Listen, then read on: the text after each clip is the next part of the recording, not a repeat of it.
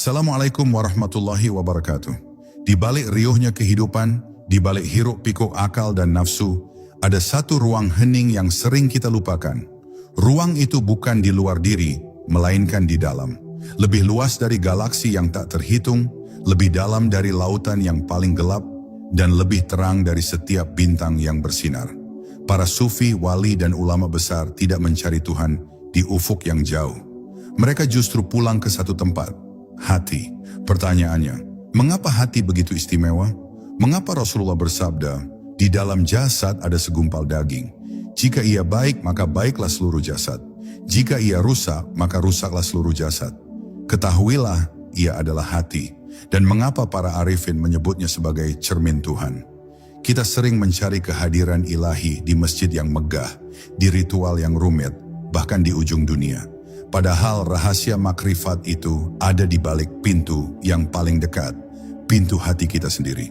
Hari ini kita akan membuka rahasia itu, sebuah perjalanan ke dalam diri yang akan mengubah cara kita memandang spiritualitas selamanya. Mari kita mulai.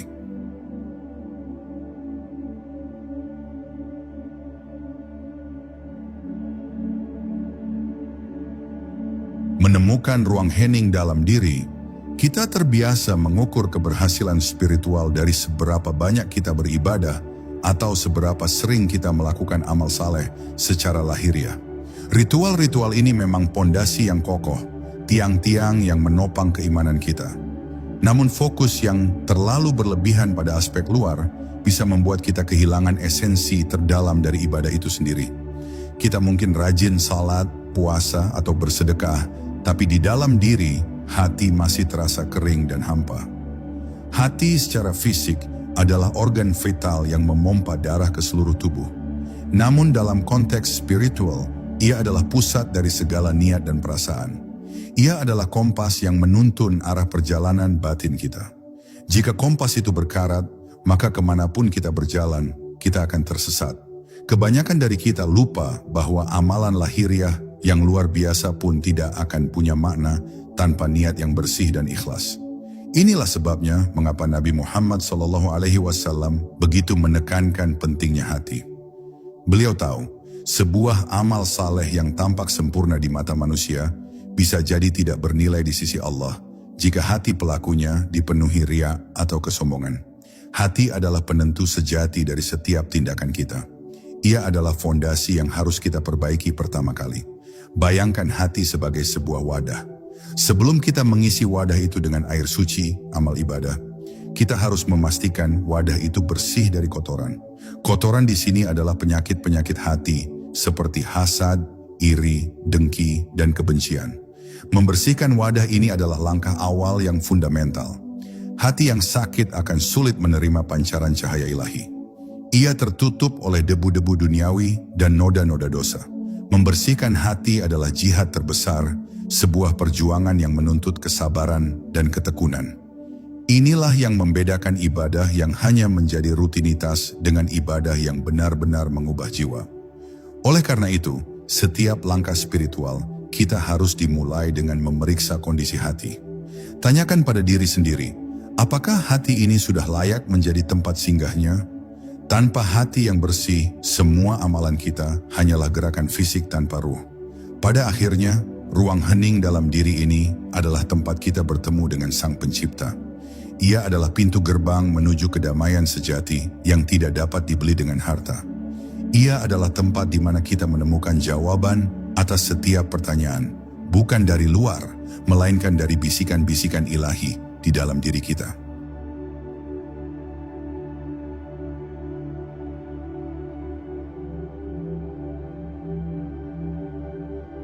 Makna hati dalam perspektif syariat. Dalam kajian syariat, hati dipandang sebagai pusat niat. Setiap amal ibadah, mulai dari salat hingga haji, tidak akan diterima tanpa niat yang ikhlas karena Allah. Posisi hati sebagai penentu niat menunjukkan betapa sentralnya peran batin dalam setiap tindakan kita. Niat adalah ruh dari amal. Tanpa ruh, sebuah amal hanyalah jasad yang tak bernyawa. Syariat adalah langkah pertama dalam membersihkan hati. Ia mengajarkan kita untuk menjauhi perbuatan-perbuatan yang bisa mengotori hati, seperti berbohong, mencuri, atau menzalimi orang lain. Syariat adalah pagar yang menjaga hati kita dari noda-noda lahiriah. Ia adalah petunjuk jalan yang mencegah kita terjerumus ke jurang dosa. Tujuan dari syariat, lebih dari sekadar seperangkat aturan, adalah untuk menertibkan jiwa. Ia mendisiplinkan nafsu dan menyingkirkan kebiasaan-kebiasaan buruk yang mengganggu kejernihan hati. Dengan mematuhi syariat, kita secara tidak langsung sedang membersihkan layar hati kita dari debu-debu kehidupan duniawi. Syariat juga memandu kita untuk berinteraksi dengan sesama manusia secara adil dan penuh kasih. Ketika kita menjalankan syariat dengan baik, kita akan terhindar dari penyakit-penyakit hati seperti hasad, ujub, dan riya. Perilaku baik yang kita lakukan pada akhirnya akan memantul kembali ke dalam hati, menjadikannya lebih bersih dan terang. Analogi yang paling tepat untuk menjelaskan hubungan antara syariat dan hati adalah sebuah cermin. Syariat adalah kain pembersih yang kita gunakan untuk mengelap cermin tersebut. Setiap kali kita melaksanakan sebuah ibadah, setiap kali kita menjauhi larangannya, kita sedang menyeka cermin hati dari debu-debu dosa. Namun pekerjaan ini belum selesai. Membersihkan debu dari cermin adalah langkah awal. Cermin yang hanya bersih dari debu mungkin belum cukup bening untuk memantulkan bayangan dengan sempurna. Ia mungkin masih buram dan tidak berkilau. Inilah mengapa syariat hanyalah permulaan. Ia adalah fondasi yang kokoh, namun kita harus melangkah lebih jauh untuk mencapai kedalaman spiritual.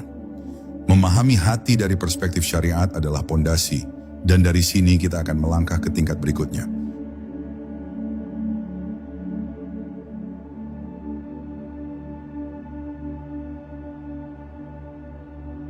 Menggosok hati hingga berkilau. Jika syariat adalah membersihkan cermin dari debu, maka tarekat adalah menggosoknya hingga berkilau dan bening. Tarekat yang secara harfiah berarti jalan adalah metode atau latihan-latihan spiritual yang dirancang untuk membersihkan hati dari kotoran batiniah yang lebih halus. Ini bukan jalan fisik menuju suatu tempat, melainkan sebuah perjalanan spiritual ke dalam diri. Latihan-latihan tarekat yang dikenal sebagai riyadhah bertujuan untuk menjinakkan ego dan nafsu. Zikir misalnya bukan sekadar mengulang-ulang kalimat suci. Zikir adalah cara untuk terus-menerus mengingat Allah, sehingga hati tidak memiliki ruang untuk mengingat hal-hal lain selainnya. Zikir yang berkesinambungan akan melembutkan hati yang keras. Puasa dalam tarekat memiliki makna yang lebih dalam dari sekadar menahan lapar dan haus. Ia adalah latihan untuk mengendalikan hawa nafsu dan syahwat. Ketika kita melatih diri untuk tidak tunduk pada keinginan perut dan mata, kita sedang memperkuat hati kita dari godaan-godaan dunia. Puasa menjadi sebuah alat untuk membersihkan hati dari keterikatan materi. Khalwat atau menyendiri juga merupakan bagian penting dari tarekat. Dalam kesendirian, kita dapat merenungkan diri kita sendiri dan hubungan kita dengan Allah tanpa gangguan. Kesendirian memungkinkan kita untuk mendengar bisikan hati kita sendiri dan memahami apa yang benar-benar ada di dalamnya. Ini adalah waktu di mana kita dapat membersihkan sampah-sampah pikiran yang selama ini mengotori hati. Semua latihan ini bertujuan untuk membuat hati lebih peka, lebih lembut, dan lebih fokus. Hati yang telah melewati latihan tarekat akan menjadi lebih sensitif terhadap isyarat-isyarat ilahi. Ia akan mulai merasakan kedamaian yang mendalam, yang tidak bisa dicari di luar diri. Tarekat adalah proses pemurnian yang terus-menerus. Sama seperti cermin yang harus digosok berulang kali untuk mencapai kejernihan yang sempurna, hati juga harus dilatih secara konsisten untuk mencapai kesucian. Proses ini memang membutuhkan kesabaran dan ketekunan yang luar biasa. Melalui tarekat, kita tidak hanya mendekatkan diri kepada Allah, tetapi juga membuka pintu batin yang selama ini tertutup. Pintu inilah yang akan mengantarkan kita pada pemahaman hakikat, di mana kita mulai melihat realitas yang lebih dalam.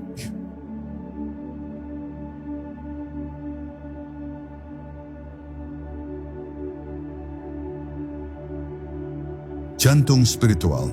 Setelah hati bersih dari debu syariat dan berkilau karena gosokan tarekat, kita masuk ke level hakikat.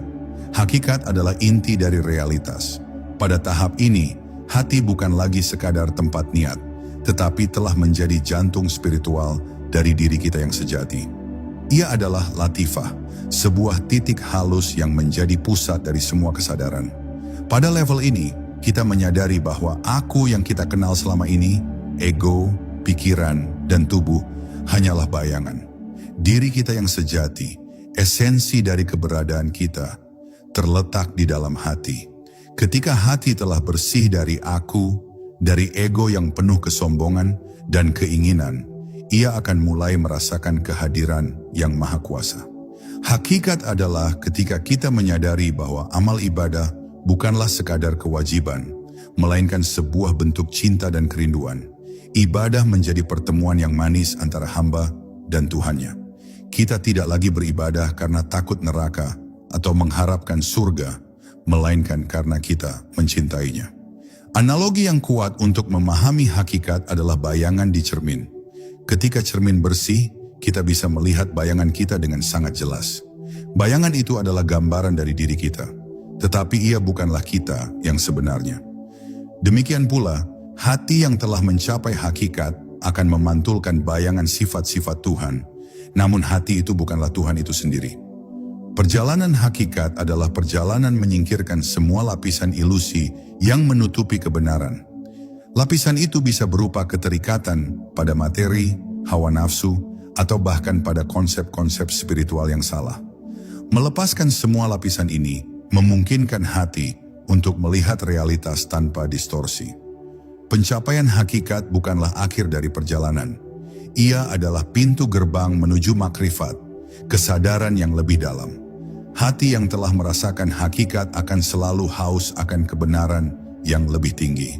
Ia akan terus mencari untuk lebih dekat dan lebih dalam dengan yang maha ada. Dengan memahami hakikat hati, kita menyadari bahwa spiritualitas bukanlah sesuatu yang bisa kita dapatkan dengan usaha lahiriah semata. Ia adalah sesuatu yang harus kita temukan di dalam diri, sebuah harta karun yang tersembunyi.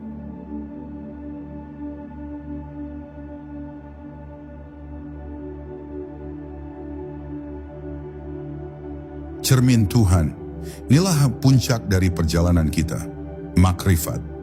Makrifat bukanlah pengetahuan yang didapatkan dari buku, melainkan sebuah kesadaran yang mendalam, sebuah pengalaman langsung.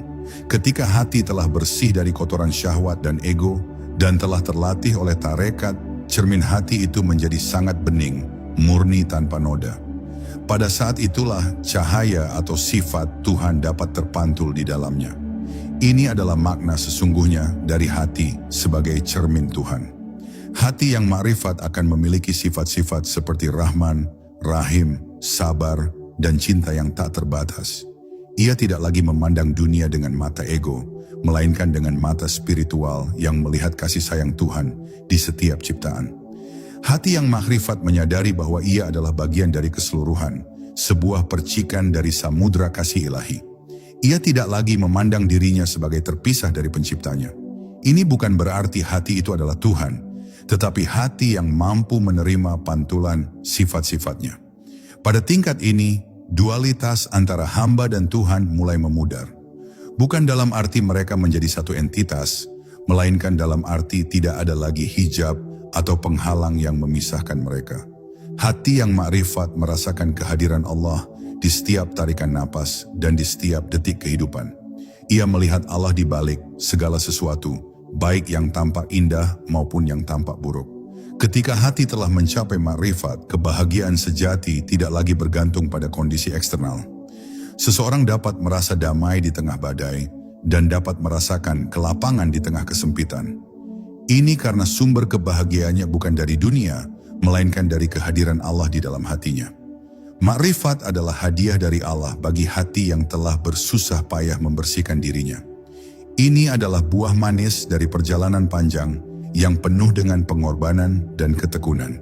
Ini adalah tujuan akhir dari semua ibadah dan latihan spiritual kita. Pada akhirnya, perjalanan makrifat adalah perjalanan pulang. Kita pulang ke fitrah kita yang suci, di mana hati kita adalah cermin yang bening, siap untuk memantulkan cahaya ilahi.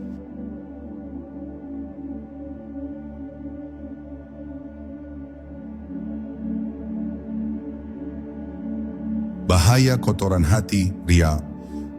Setelah memahami pentingnya hati sebagai cermin, kita juga harus menyadari apa saja yang bisa mengotorinya. Salah satu penyakit hati yang paling berbahaya adalah ria. Ria adalah melakukan amal saleh dengan tujuan untuk mendapatkan pujian dari manusia, bukan dari Allah. Ini adalah racun yang secara diam-diam bisa merusak keikhlasan kita. Ria bekerja dengan cara yang sangat halus. Seseorang mungkin merasa bangga ketika amal ibadahnya diketahui orang lain. Ia merasa senang ketika dipuji sebagai orang yang saleh, dermawan, atau taat. Perasaan ini, jika tidak segera disadari dan dihilangkan, akan membuat hati menjadi kotor. Ibaratnya, jika hati adalah cermin, ria adalah debu halus yang menempel pada permukaannya. Ia tidak terlihat secara kasat mata, tetapi seiring waktu, ia akan menumpuk dan membuat cermin itu buram. Semakin banyak ria yang kita biarkan, semakin sulit bagi hati untuk memantulkan cahaya ilahi. Salah satu cara untuk melawan ria adalah dengan terus-menerus melatih diri untuk menyembunyikan amal kebaikan. Lakukan sedekah secara diam-diam, berzikir tanpa diketahui orang lain, dan bermunajat di tengah malam yang sunyi. Ini adalah latihan untuk membersihkan niat kita dari keinginan untuk dipuji. Penting untuk diingat bahwa ria tidak hanya terjadi dalam amalan besar, tetapi juga dalam hal-hal kecil. Kita mungkin merasa bangga ketika orang lain melihat kita melakukan kebaikan, bahkan jika kebaikan itu adalah hal yang sepele. Kesadaran ini adalah langkah pertama untuk mengatasi penyakit ini. Pada hakikatnya, ria adalah bentuk ketidakpercayaan kita pada janji Allah. Kita lebih memilih pujian dari manusia yang fana daripada pahala dari Allah yang kekal. Ini adalah tanda hati yang masih terikat pada dunia. Dengan membersihkan hati dari ria, kita sedang membuka jalan bagi cahaya ilahi untuk masuk. Kita sedang mengatakan kepada Allah, "Ya Allah, hamba hanya melakukan ini untukmu." Itulah makna sejati dari keikhlasan.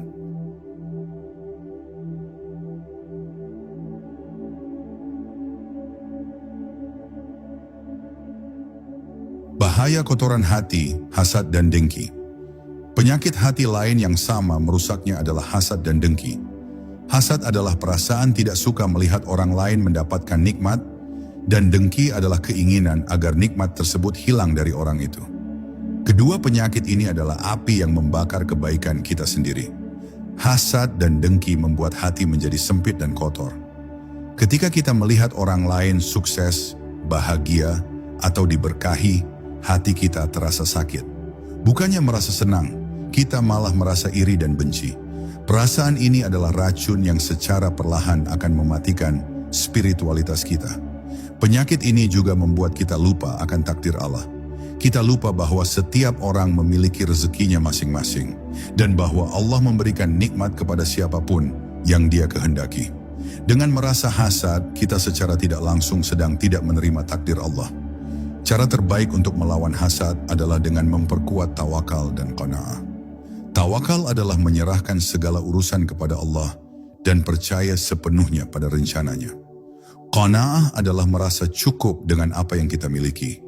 Dengan tawakal dan qanaah, kita akan merasa damai dengan takdir kita sendiri dan tidak akan merasa iri pada orang lain. Selain itu, cobalah untuk mendoakan kebaikan bagi orang yang kita iri.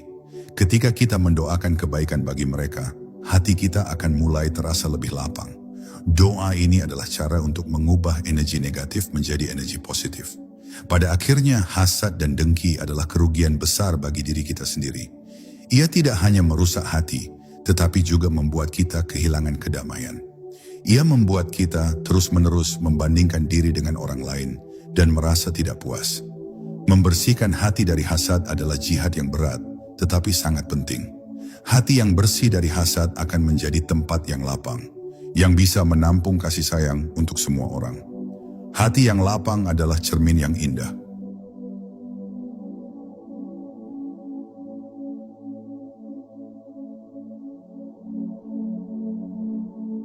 Praktik membersihkan hati, zikir dan tafakur. Setelah kita menyadari pentingnya membersihkan hati dari kotoran, langkah selanjutnya adalah praktik. Dua praktik utama yang sangat efektif adalah zikir dan tafakur, merenung. Keduanya adalah alat-alat ampuh untuk menggosok cermin hati hingga berkilau. Zikir seperti yang sudah disebutkan, bukanlah sekadar mengucapkan kata-kata. Zikir adalah cara untuk terus-menerus mengingat Allah. Zikir yang paling efektif adalah zikir yang dilakukan dengan hati yang hadir, bukan hanya lisan. Ketika lisan mengucapkan subhanallah, hati juga merasakan kebesaran Allah. Ketika lisan mengucapkan alhamdulillah, hati juga merasakan syukur. Zikir secara rutin akan membuat hati menjadi lebih lembut dan lebih peka. Ia akan menjadi makanan bagi hati, menjadikannya kuat dan sehat.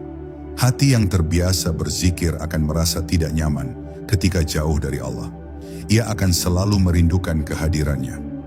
Tafakkur atau merenung adalah praktik untuk memikirkan kebesaran ciptaan Allah. Lihatlah langit, bintang-bintang, gunung-gunung, dan lautan. Pikirkan bagaimana semua itu diciptakan dengan begitu sempurna. Merenung akan membuat hati kita merasa kecil di hadapan kebesaran Allah. Ia akan menghilangkan kesombongan dan keangkuhan. Tafakkur juga dapat dilakukan dengan merenungkan diri sendiri. Pikirkan dari mana kita berasal, mengapa kita diciptakan, dan kemana kita akan kembali. Renungan ini akan memunculkan kesadaran tentang tujuan hidup kita. Kombinasi antara zikir dan tafakkur adalah yang terbaik. Zikir akan membersihkan hati dari debu-debu dan pikiran yang tidak perlu, sementara tafakkur akan mengisi hati dengan makna dan pemahaman yang mendalam. Keduanya saling melengkapi. Zikir dan tafakkur adalah latihan yang bisa kita lakukan setiap hari. Kita bisa berzikir dimanapun kita berada. Saat berjalan, saat bekerja, atau saat duduk santai. Kita bisa merenung saat melihat pemandangan alam atau saat berada di dalam kamar yang tenang. Dengan konsisten melakukan praktik ini, cermin hati kita akan semakin bening dan berkilau. Ia akan siap untuk memantulkan cahaya ilahi.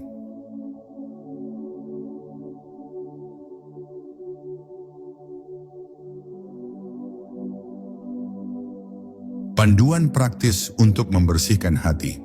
Praktik membersihkan hati tidak harus rumit. Ia bisa dimulai dari hal-hal kecil yang kita lakukan setiap hari. Mulailah dengan niat yang ikhlas di setiap perbuatan. Setiap kali kita akan melakukan sesuatu, tanyakan pada diri sendiri, apakah ini aku lakukan karena Allah? Latihan ini akan membiasakan hati untuk selalu berorientasi padanya. Kedua, tingkatkan rasa syukur. Bersyukur bukan hanya mengucapkan alhamdulillah, tetapi juga merasakan nikmat yang telah diberikan Allah kepada kita. Syukuri hal-hal kecil seperti udara yang kita hirup, air yang kita minum, dan kesehatan yang kita miliki. Rasa syukur akan membuat hati kita lapang dan jauh dari iri. Ketiga, berlatih memaafkan. Memaafkan adalah cara yang paling efektif untuk membersihkan hati dari benci dan dendam. Maafkan orang-orang yang telah menyakiti kita, bahkan jika mereka tidak meminta maaf. Dengan memaafkan, kita tidak hanya membebaskan orang lain, tetapi juga membebaskan diri kita sendiri dari beban emosional. Keempat, memilih lingkungan yang baik. Lingkungan tempat kita berinteraksi sangat mempengaruhi kondisi hati kita. Bergaul dengan orang-orang yang positif dan spiritual akan menginspirasi kita untuk menjadi lebih baik. Sebaliknya, bergaul dengan orang-orang yang negatif dan toksik akan mengotori hati kita. Kelima, menjaga lisan. Lisan adalah cerminan dari hati. Apa yang kita ucapkan adalah apa yang ada di dalam hati kita. Berlatihlah untuk tidak bergosip, tidak mengumpat, dan tidak menyakiti orang lain dengan kata-kata kita. Lisan yang baik adalah tanda hati yang bersih. Keenam, menjauhi hal-hal yang tidak perlu. Dunia ini penuh dengan distraksi. Kita sering menghabiskan waktu dengan hal-hal yang tidak penting, seperti media sosial, hiburan, atau berita-berita negatif. Hal-hal ini mengotori hati dan membuat kita lupa pada tujuan hidup kita yang sebenarnya. Terakhir, bermunajat di tengah malam. Bangunlah saat orang lain sedang tidur dan bermunajatlah kepada Allah. Saat itu hati kita lebih mudah untuk terhubung dengannya. Munajat di tengah malam adalah cara terbaik untuk membersihkan hati dan menguatkan iman.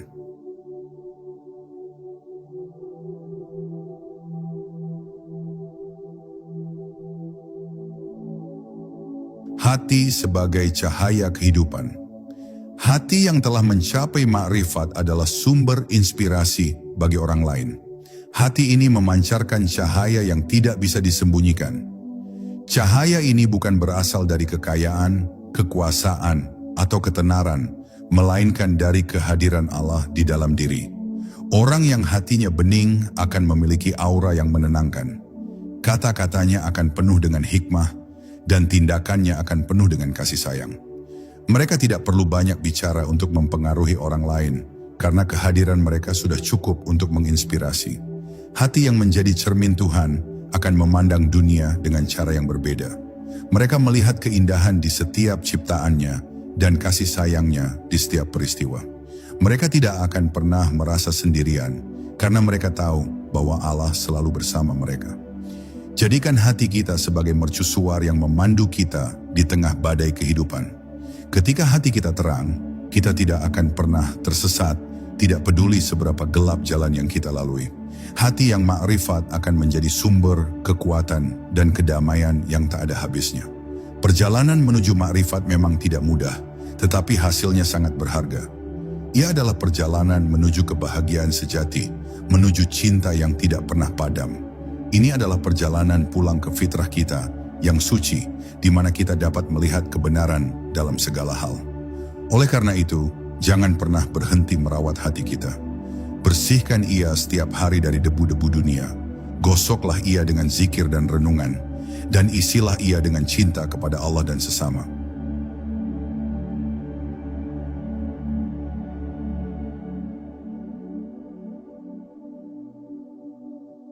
Ya, jadi mengapa hati adalah cermin Tuhan?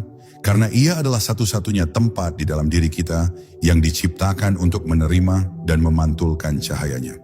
Jalan menuju makrifat bukanlah perjalanan ke tempat yang jauh, melainkan perjalanan ke dalam diri yang paling dalam. Mulai hari ini mari kita jaga hati kita, bersihkan dari kotoran benci, iri dan sombong. Latihlah dengan zikir, renungan dan cinta.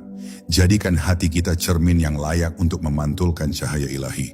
Sudahkah hati kita siap menjadi cerminnya? Wassalamualaikum warahmatullahi wabarakatuh.